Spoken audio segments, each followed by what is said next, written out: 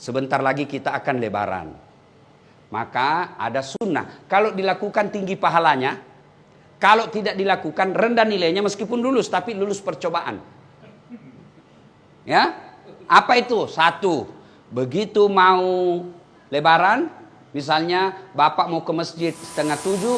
Kira-kira jam 6 sudah mandi. Sebelum mandi sunnah potong kuku.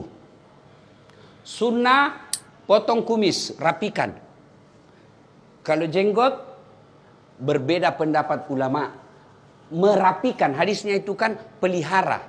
Pelihara itu ada dua makna. Kalau dia kotor, cukur. Itu namanya pelihara. Bukan pelihara itu panjangkan saja, tidak. Kalau dia jelek, apalagi bapak sebagai polisi, berjenggot panjang, jenggot Pancasila yang 17 lembar, lebih rapi kalau bapak cukur sekalian. Sunnah. Cukur rambut, potong kuku, sunnah. Sudah itu mandi. Mandinya bagaimana Ustadz? Mandi seperti mandi junub. Sunnah wudhu dulu. Sudah wudhu, bapak masuk ke kamar mandi. Hadap kiblat, ambil timba. Saya niat mandi sholat Aidil Fitri. Lillahi ta'ala. Bismillahirrahmanirrahim. Kanan dulu 3 kali, kiri 3 kali, baru seluruh anggota tubuh. Ustadz, bagaimana kalau di rumah kita pakai apa itu? Shower, tidak ada timba? Gampang pak, begini aja pak. 1, 2, 3, gila lagi. 1. Saya ketawa, saya serius sini pak. Kan selesai. Nah, sunnah sikat gigi, sunnah pakai sabun, semuanya pak, cuci bersih-bersih, termasuk alenya beliau yang mulia, bersihkan itu pak. Sudah, terakhir basuh kaki. Kalau bapak tidak kencing lagi setelah basuh kaki, bapak tidak usah wudhu, sudah itu gantinya. Tapi kalau mau lagi merasa tenang, ndak nyaman rasanya kalau saya tidak wudhu, silahkan wudhu lagi. Sudah wudhu, berpakaian. Sunnah berpakaian yang indah. Itu perintah surah Al-Jum'ah. Pakaian yang indah bukan yang mahal. Pakaian yang indah itu halal, bersih, suci. Dan sunnah pakai putih. Kalau pakai baju hitam boleh? Boleh, tapi tidak sunnah. Kalau perempuan disunnahkan memakai baju yang tidak mencolok. Supaya tidak menarik perhatiannya suaminya orang.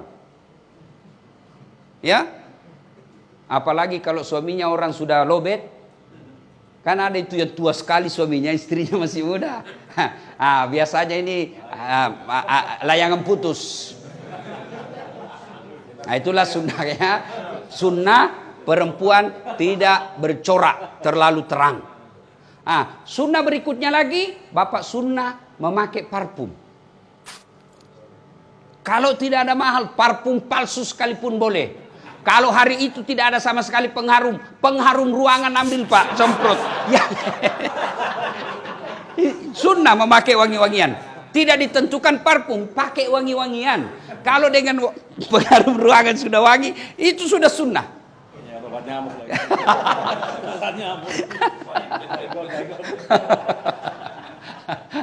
Sudah, sunnah menuju ke lapang makan dulu.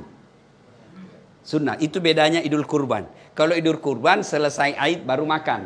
Kalau Idul Fitri makan dulu. Untuk apa? Membuktikan bahwa hari kemarin sudah beda hari ini. Ya, karena kita sudah tidak puasa.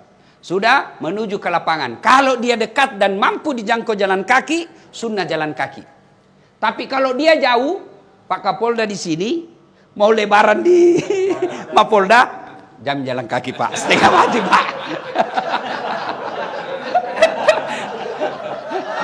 Repot Pak, 11 kilo Pak. Begitu sudah sampai Pak, orang sudah bubar. Kalau dijangkau dengan jalan kaki, sunnah jalan kaki. Dan sepanjang jalan bertasbih, bertahmid dan bertahlil.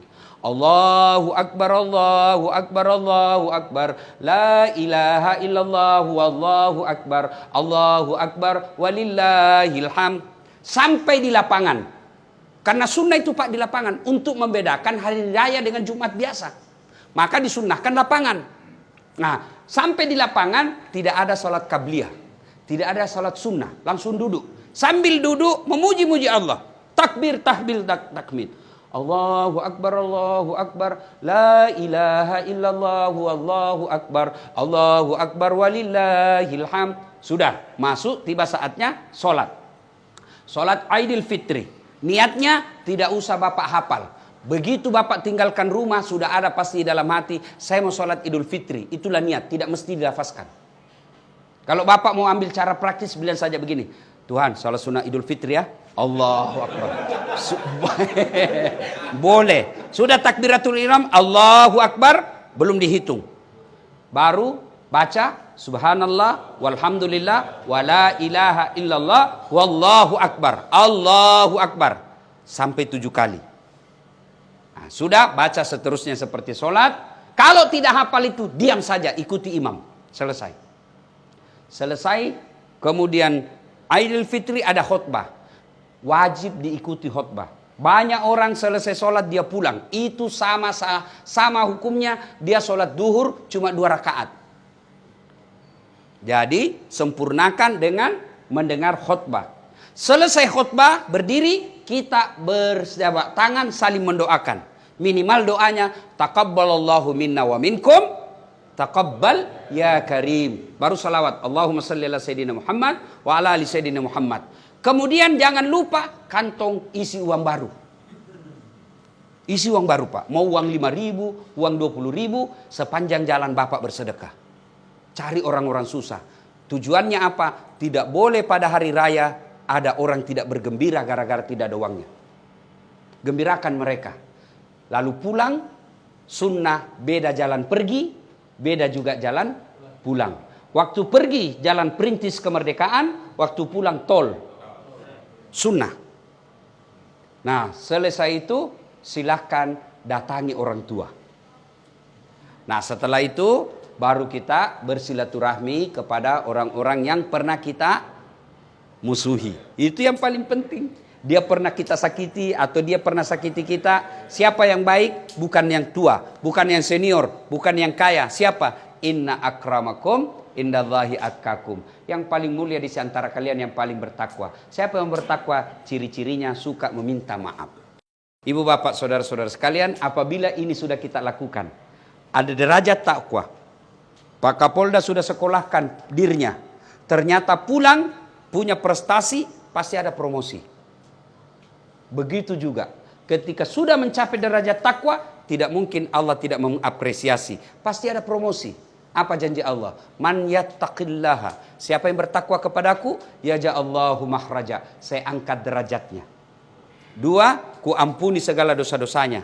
3, aku bukakan pintu rezeki dari jalan yang dia tidak sangka-sangka. Demikian, lebih dan kurangnya mohon dimaafkan. Assalamualaikum warahmatullahi wabarakatuh.